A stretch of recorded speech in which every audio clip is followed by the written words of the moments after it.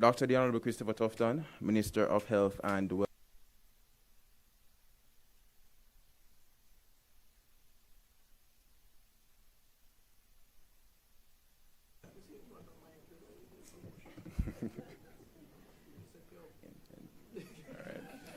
Okay. Dr. the Honorable Christopher Tufton, MP, Minister of Health and Wellness. Dr. Joy St. John, Executive Director, Caribbean Public Health Agency. Mr. Dunstan Bryan, Permanent Secretary in the Ministry of Health and Wellness. Dr. Karen Webster Carr, Acting Chief Medical Officer. Mr. Howard Lynch, Chief Technical Director. Mrs. Maureen Golding, Chief Technical Director, Health Authorities. Mrs. Patricia Ingram Martin, Chief Nursing Officer. Ms. Rowena Palmer, Policy Director, International Health, other directors in the Ministry of Health and Wellness, distinguished guests, ladies and gentlemen, members of the media, those in the room and across the Caribbean, good afternoon. I am Giovanni Brady, Public Relations Officer in the Ministry of Health and Wellness, and it is my pleasure to welcome you to the media launch of the 66th CARPHA Health Research Conference, the largest of its kind in the English-speaking Caribbean. This conference has a long history of seeking to drive the difficult conversations that need to be had surrounding the various health and environmental challenges being faced in the region, while seeking to find long-term, tangible solutions for these issues. This year's conference also holds major significance as it is the first to be held since the onset of the COVID-19 pandemic in 2020. Jamaica was scheduled to host the conference that year prior to the pandemic, so it is perhaps fitting that we have been chosen to continue where we left off on that journey. That experience has heightened our excitement for this year's staging, as we look forward to the rich exchange of knowledge to take place on the island as we seek to play our part in pushing the Caribbean towards a brighter and a healthier future. I now invite our Minister of Health and Wellness, Dr. the Honorable Christopher Tufton, to give his remarks.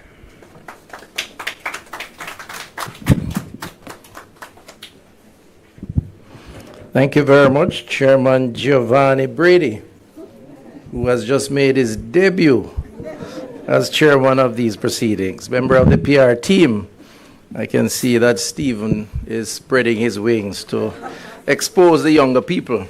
By the way, he went to a good high school, Manchester High, my high school. All right, so let me begin by welcoming our specially invited guest, who you will hear from momentarily. That is Dr. Joy St. John, Executive Director of the Caribbean Policy Health Agency, CARPHA. And for those who may need some clarity, CARPHA is the CARICOM's public health agency. So CARPHA is our equivalent of the Caribbean, CARPHA is our equivalent of maybe what APAHO does for the Americas, right? Very important to us. We are member states, and absolutely critical to helping to guide us on critical public health matters, including the 2-year-plus journey of the COVID-19 pandemic, providing lab tests, providing expert advice, training, all the critical things. And we do have a few Jamaicans there who we're very proud of. And Dr. St. John is the lead of that agency based in Trinidad. I want to welcome you to Jamaica. She's no stranger to Jamaica. She has been here many times. She can speak for herself. And I believe, something tells me, she's always happy to come back. She can tell you why, right? I want to just welcome also the Ministry of Health team who are here. There are quite a few. Our acting CMO, with Dr. Webster Carr, Mr. Lynch, who heads up the policy unit, Chief Nurse, I haven't seen you in a little while, good to see you, and the rest of the team representing a range of other units, project management, IT, and others. I want to just recognize Professor Ferguson, who is Director, Epidemiology Research Unit, Caribbean Institute for Health Research. And he is, Professor Ferguson, that is, a big part of our research program, chairing our research committee I can't read your lips because you have on the mask. It's one NCD committee, one of the hazards of the job, you know, this mask wearing, which I'm trying to, well, let me not say it because I'm supposed to be providing an example. All right, the rest of you in the room, media and others, thank you very much for coming. And those in technology land out there, some of you in the region, in CARICOM, as well as beyond, and of course in Jamaica, and to the media folks who we appreciate your coverage at all times. Really want to welcome you to this, this media launch of what is CARPHA Health Research Conference, which will take place shortly. So I want to begin this afternoon with just commending CARPHA and the Ministry of Health and Wellness on the delivery. A lot of plans in progress, and we know it will be successful, of the 66th CARPHA Health Research Conference, which is set for September 15th to 17th at the AC Marriott Hotel here in Kingston. So a lot in store at the AC Marriott as it relates to public health and health research next week, 15th to 17th. I think we can all agree on the value of health research, more so in the last few years where health has been the most current and topical issue, where life and death depended on it. I think its significance needs no debate or prompting because we've all lived it, we've experienced it. And so it is through research that we ground the policies that provide the protection for the people. And we have to keep doing it because life evolves and we have to evolve with it. So from investigations into disease trends, risk factors to the outcomes of treatment and public health interventions, cost related to those interventions, and so much more. The research agenda is wide and getting wider each day with every emerging threat that exists out there, which changes its complexion and its impact and its name. COVID-19, monkeypox. I don't know what the two have in common, but one right after the other, right? And we have to get used to it. And I'm sure there'll be another in due course, hopefully not too early. The focus of this year's CARPHA conference, COVID-19 and digital health, transformation, connecting, informing public health, is for us timely, as it's important and aligns the strategic priorities of the Ministry of Health and Wellness. Those priorities include the prevention and care management of non-communicable diseases, NCDs, which, as you know, is a scourge on our society in Jamaica, but in the Caribbean, where over 75% or so of Jamaicans, regional people, are afflicted by some sort of NCD or lifestyle disease, hypertension, diabetes, cardiovascular disease, renal issues, and meet their demise because of those diseases. The data is evident to support that. Again, research that has been done, 1 in 3 Jamaicans, for example, are hypertensive, 1 in 8 diabetic, 1 in 2 overweight or obese, putting them at risk for developing an NCD.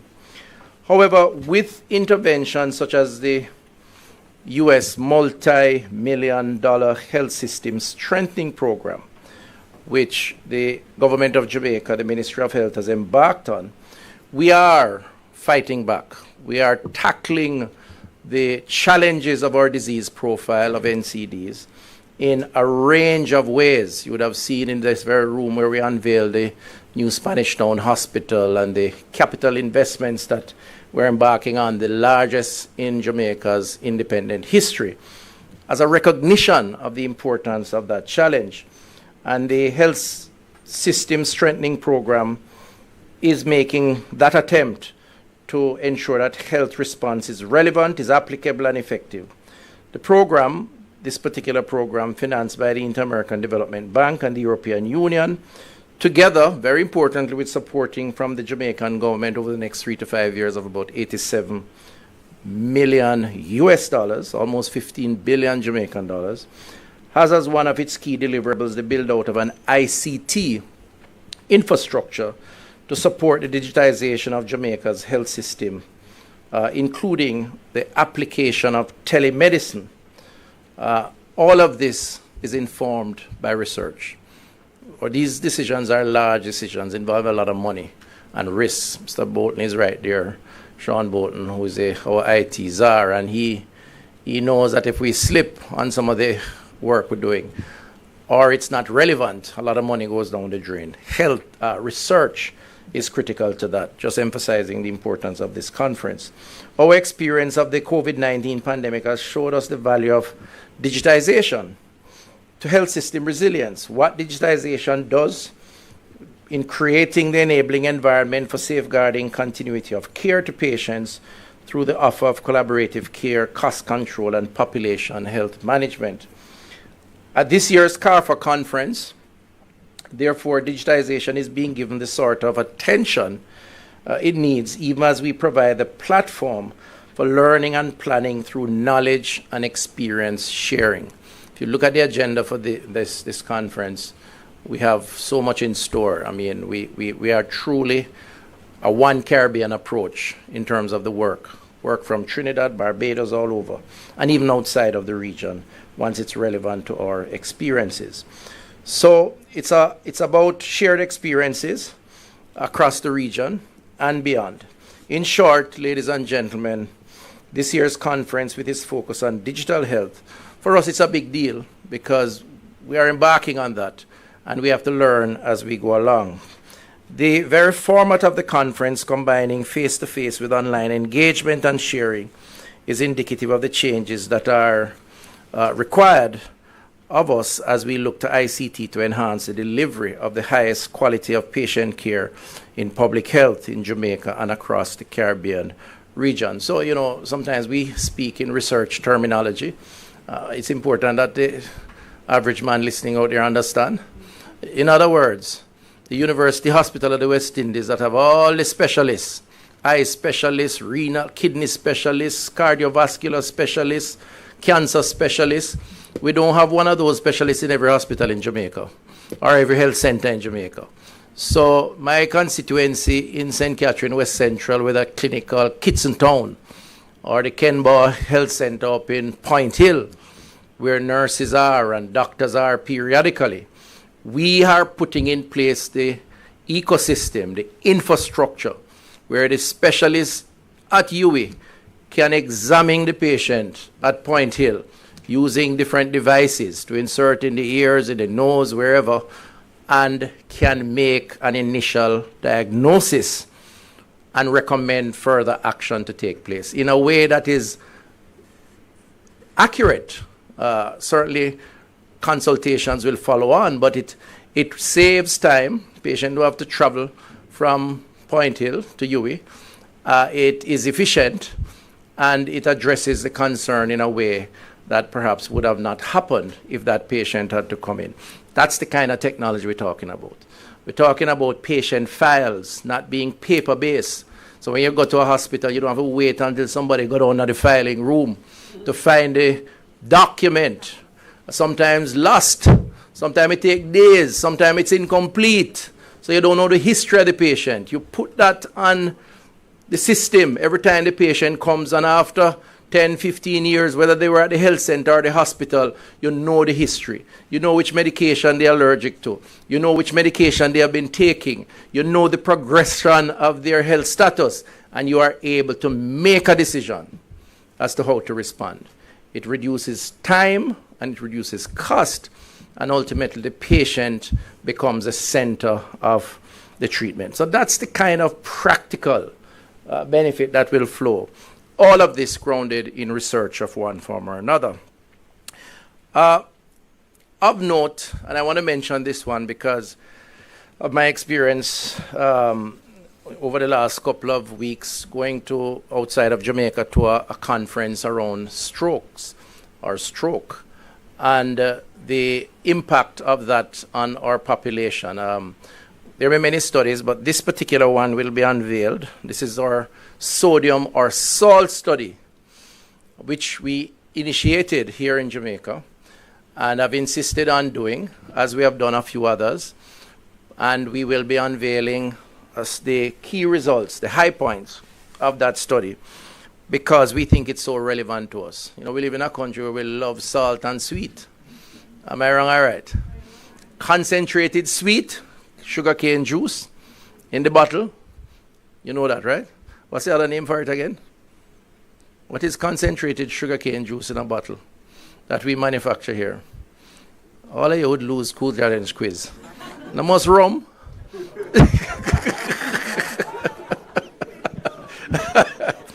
Everybody drink them little rum now and then, white or red, right? Including me, by the way. So let me not try to be different from any of you, right? But the point is that we like the salt and we like the sweet. And, you know, it really is a part of our culture. And frankly, we should enjoy it, but it should be done in moderation. And it does have an impact on our profile, our health profile. So we did the sodium baseline study. That has shown, as part of the health promotion and public education, which we want to start with the results of that study, as part of the NCD challenge. We launched this study around sodium and potassium consumption among members of the population. As some of us, as I said, would recognize, high sodium consumption and low potassium intake contribute to high blood pressure, hypertension, and the increased risk of heart disease and stroke. Cardiovascular disease is our number one killer, right? So Prof here can give you all the explanations of that. You know, I became a lot more knowledgeable around stroke when I went to Brazil recently at a stroke conference. And a part of that brief, of course, is looking at the impact of stroke on our population. In 2021, over 7,000 Jamaicans had a stroke. Over 2,400 died from the stroke. And the rest of them, or us, had significant debilitating effect. Loss of motion, loss of speech, and by it's extended effect, you know, can't work, you know, and so on. And not to mention the fact that once you have one, the probability of having another, I am told, is quite high in over a period of time.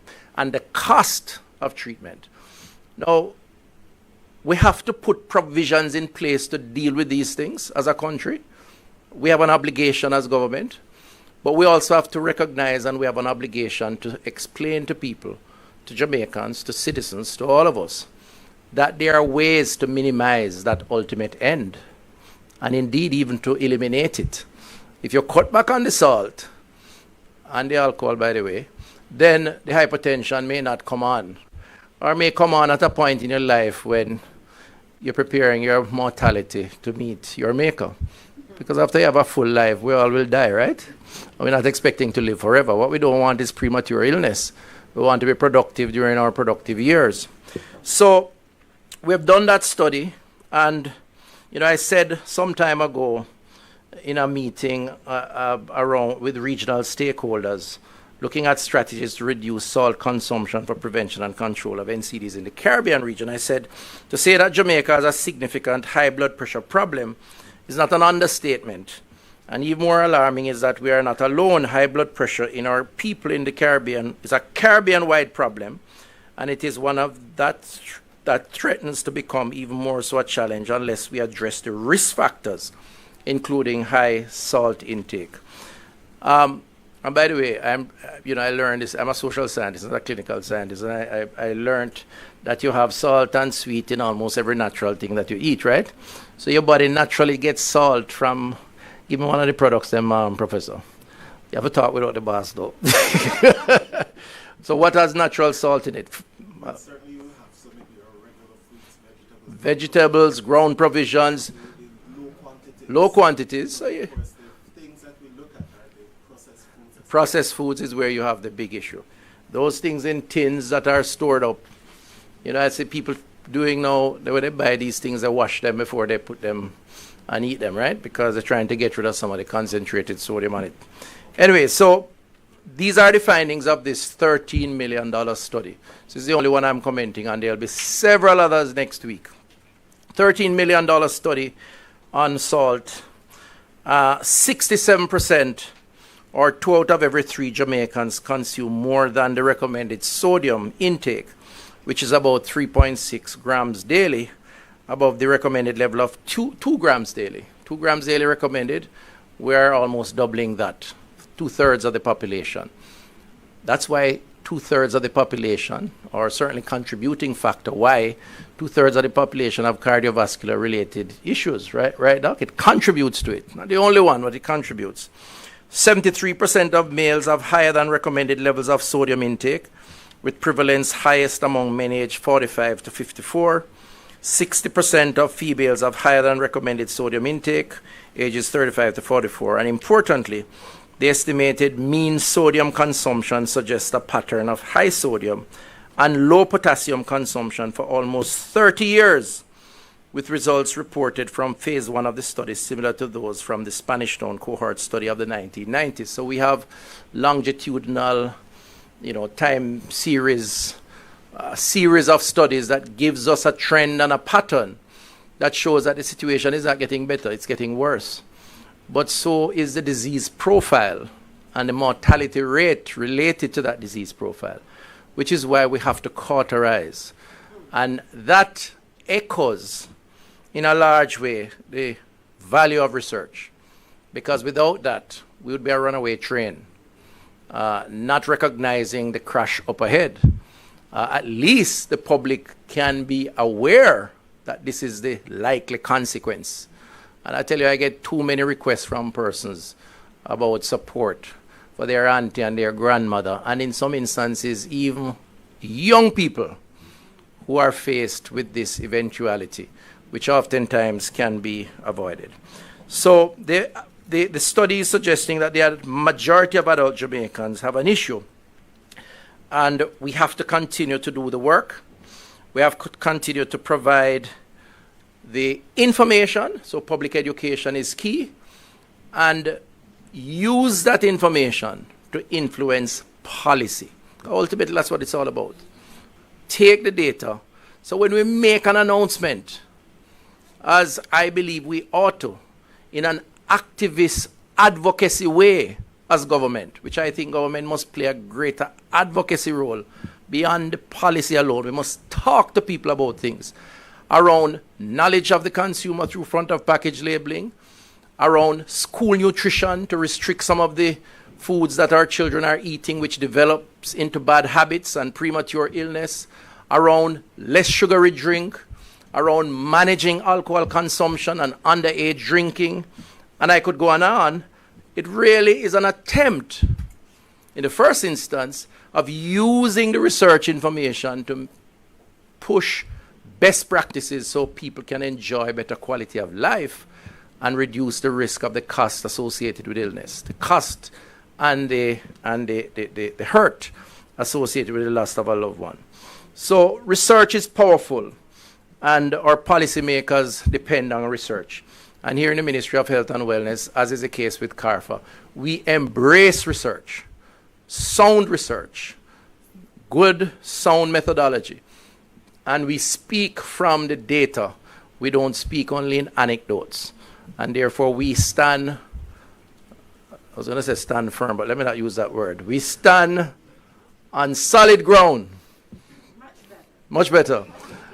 In terms of some of the pronouncements that we make around some of these issues, because it's grounded in that kind of data. So, there are other things that are coming. I'm closing now. COVID-19 vaccine hesitancy in the Jamaican populace, a perspective on primary care providers and policymakers on the impact of COVID-19 on the health system in Dominica. I'm giving you some of the research that will be unveiled.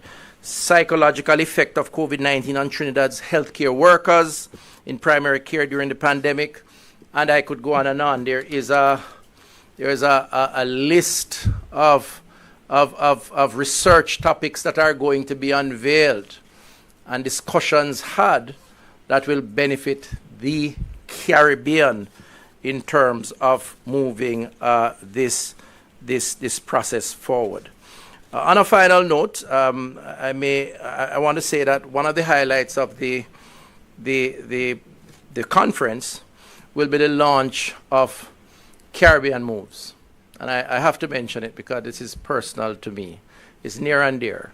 And I know in Jamaica we have seen the rise the fall, and the relaunch of Caribbean Moves for reasons we won't go into right here.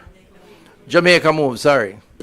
But I have high expectations for what I think is a good thing and has really started to capture, certainly prior to its temporary suspension, the imagination of a people who rightfully, I believe, should place greater emphasis on themselves, self-care through physical activity, through proper nutrition.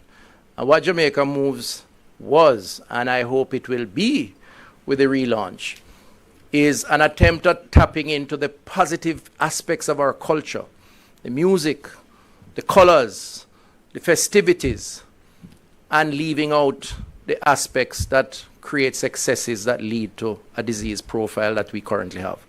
The excessive consumption of alcohol, the smoking of whatever herbs and spices we like to smoke when we're out there on the street, and other things. You know, when we had the heights of Jamaica Moves, I recall the last parish event we had in Portland, we had almost 5,000 people, and they were dancing to Ding Dong and others, right? One of my favorite artists, for 6 hours, and the only offering at the venue was water, the most nutritious product known to man, liquid water. And it was a great event, and nobody left there falling over a stone or a bucket or a car.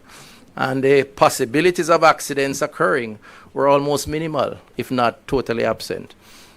We're bringing it into the schools, and we're promoting low sugary drink consumption. Who wants to participate from a commercial standpoint? Reformulate.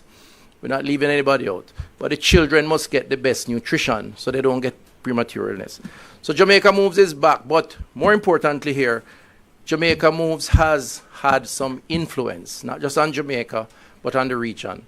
And I'm very proud, extremely proud to say that CARPHA, supported by the Caribbean Development Bank, supported, of course, through its parent organization, CARICOM, will be launching Caribbean Moves, patterned off the Jamaica Moves program, which will seek to establish a similar type of infrastructure and ecosystem in every Caribbean country across the region, because we all suffer from the same issues, lifestyle-related issues. And I really have high hopes for this and look forward to the launch. You'll get more information on it. It's a virtual launch, so we hope that other Caribbean islands who are not here will participate. And we hope that, we want to say that, you know, forgive me, Dr. St. John, I know you're honorary Jamaican, but I have to say, you know, it's another reinforcement of Jamaica leading the way in providing a good program, to say that. But it's a good feature, and you'll hear more of that. So thank you very much. I know I've been a little long-winded, but very important event that's coming up. I want to commend Dr. St. John and her team and the ministry for the local organization and the regional organization. And I want to say to the media who are here and those listening on, give us a listening ear with some of these research documents and help us to provide the information out there, because at the end of the day, it's done for the people. If it's going to be packed on a shelf after we finish it, it makes no sense. It must be applied research, and it must influence policy and lifestyle ultimately. Thank you. All right, thank you very much, Dr. Tufton. Voted the most, what was it, hardworking? Best minister? That's in your speech. No, that was all me, that was all me. That was all me. All right. So we are also pleased to be joined here today at our media launch by Executive Director of the Caribbean Public Health Agency, CARPHA, Dr. Joy St. John, and other members of her team. Dr. St. John rose in the ranks of public health in Barbados to become the first Barbadian Chief Medical Officer in 2005. She represented Barbados on the executive board of the World Health Organization, WHO, becoming the first Caribbean chairperson of the executive board in 2012-2013.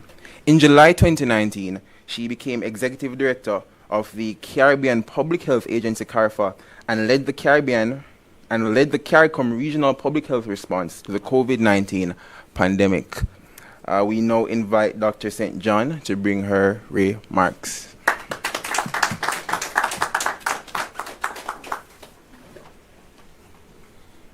Thank you, Master of Ceremonies, Dr. the Honorable Christopher Tufton, Member of Parliament, Minister of Health and Wellness. Mr. Dunstan Bryan in his absence. Can you hear me better now?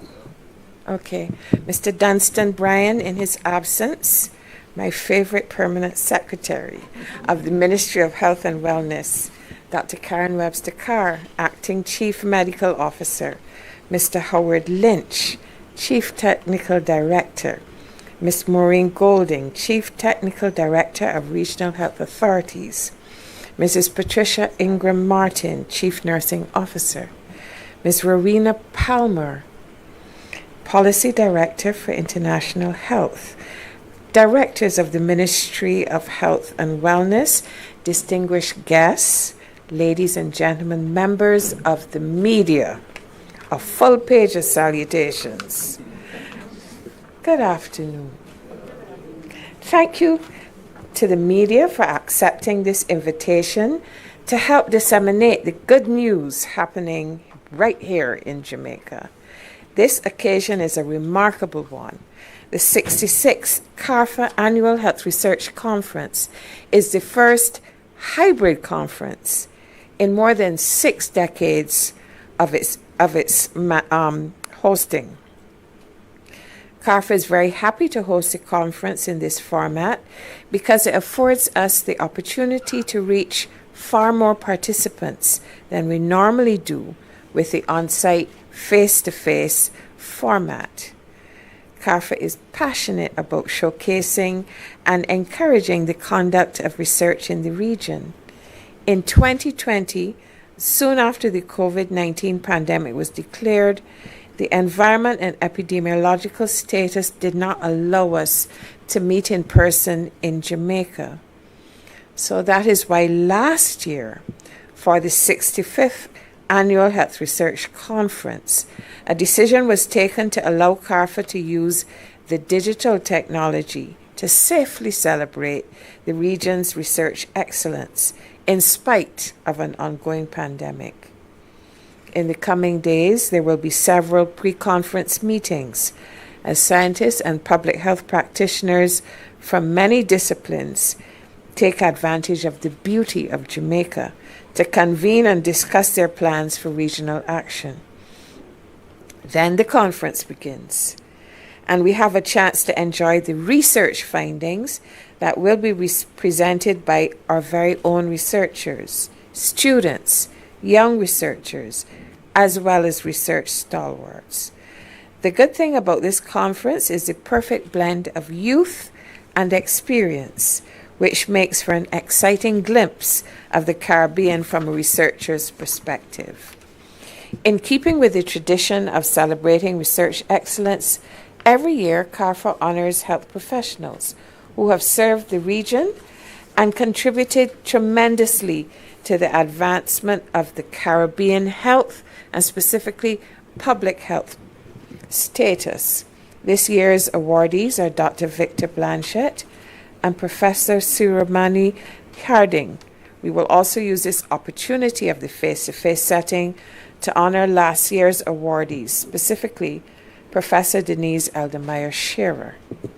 Minister Tufton, I must single you out for my very special thank you for your unique contribution to the Regional Health Conference, and I especially appreciate the vision for research writ large in the Caribbean that we shared in our discussions this morning. To the Ministry of Health and Wellness and overall the Government of Jamaica for co-hosting this important event, your collective support has been overwhelming and unwavering. Thanks also to all other event sponsors, exhibitors, participants for contributing to this research conference. The planning teams in Jamaica and CARPHA have worked tirelessly and with great imagination. This year will be awesome. And let me tell you, members of the media, we are ready. I invite everyone to participate in the CARPHA Annual Health Research Conference as we explore COVID-19 and digital health, transforming, connecting, and informing public health. So with this brief ceremony, we are going to start our activities. Thank you so much. And I hope you have lots of questions to ask me.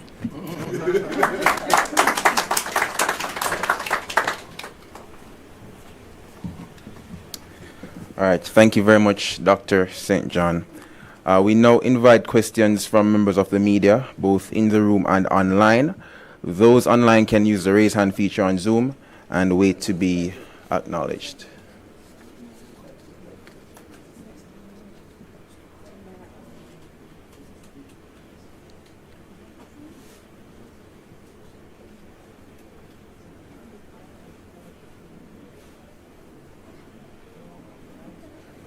Okay, so it seems our media members here, well, those in person don't have many questions. We're checking on Zoom. That's a good thing maybe, because it means everything was clear, concise. Okay. One question I have here is, what is the value of the investment to hosting the conference? Okay. Yes. From me? Yes. Okay.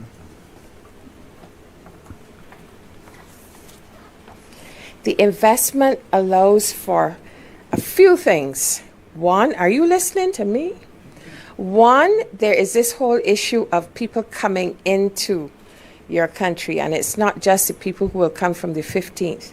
There are people already here participating in meetings, and this brings investment and money into the country. There is also the fact that this is a prestigious event. It's the biggest health research conference in the Caribbean. It's been running for 66 years. That is an achievement, and Jamaica is hosting it, and hosting it with such a flair. And then there is the whole issue of the content of the research. You have things that will jog the minister to change a program or to implement a program. It will also showcase Jamaica's, as the minister said, Jamaica's research excellence. So there are very many tangible and intangible benefits. And in the same way that the media is here today, I expect them to be all over the conference and making sure that some of these insights from the research findings are shared. Anybody online wants to ask me a question? There's another one, Doc. They're asking just to explain some of the work that CARPHA is carrying out now, and just explain what CARPHA does and some of the work that you're carrying out now. Okay, so CARPHA is a CARICOM institution, and we have an intergovernmental agreement with 26 member states. And we are a little bit more than the traditional public health institution, because we also have an environmental arm. We have novel programs like Tourism and Health Program, which worked very hard during the pandemic to keep the tourism product going. We also have the Field Epidemiology Lab Training Program, which ensures that countries have what they need to fight pandemics or even just regular outbreaks. We also have vector-borne disease. We support research ethics. That's one of the things that comes out of my office. And because CARPHA can get the job done efficiently at a very reasonable rate, we are a good investment for our many international development partners when they want to get the job done and take the burden of procurement and all of those headaches, finding equipment and supplies in these really strange times. They can give that to CARPHA. We will get the job done, and the ministries of health will not have that burden. So we're quite an interesting outfit. But one of the things that's most special to me is that we're Caribbean people helping Caribbean people. So the Caribbean excellence is assured. And then we're part of the security cluster of CARICOM. So we work with our fellow CARICOM institutions to ring-fence the CARICOM region. I could go on, but I think I better stop. Question for Dr. Tufton. In terms of now you have outlined the findings of the study, what are the next steps from the study? In terms of policy? That's the sodium study? The sodium study. Oh, yes. okay. The next steps would be public education, because I think it's important that individual responsibility is informed and influenced. Then beyond that, it's around how we deal with policies around nutrition. So the school nutrition policy, for example, would be influenced by a list of menus that would go into serving our children. That's a controlled environment. Then it will influence how we deal with things like front of package labeling. So front of package labeling, the concept is to give the consumer a very simple way to determine the nutritional value, or even another way, the warning signs around a particular product that they're purchasing, whether it's excessing sodium or excessing in sugars or so on. So the consumer can make a decision around those things. So where we can maintain full control over the environment, like the schools, we do that. Where it's really a consumer choice issue, we give the consumer information. And there are other things that could be done. I don't know if you want to comment. I want to say You want to something. say? Okay, go ahead. You said that Jamaica leads the way. You said that Jamaica leads There's the no way. Caribbean competition, but go ahead. So what happens is when Jamaica does this research, it really helps the others to see what's possible. And a lot of that influence is very well communicated by this minister. So it isn't just that Jamaica's doing this. It is that it shows the others how they can get it done too.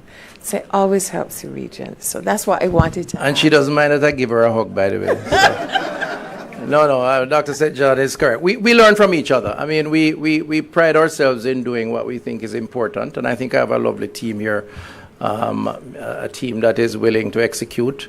So it's really a team effort, but we really do see ourselves as one Caribbean.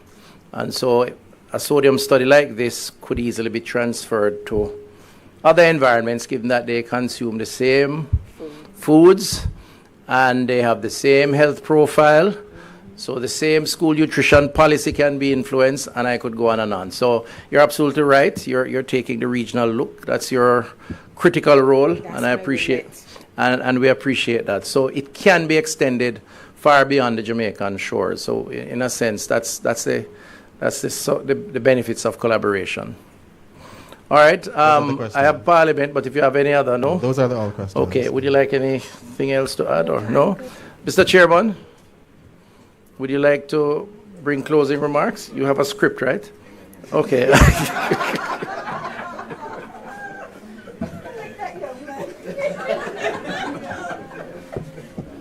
All right, so we thank the members of the media for your questions.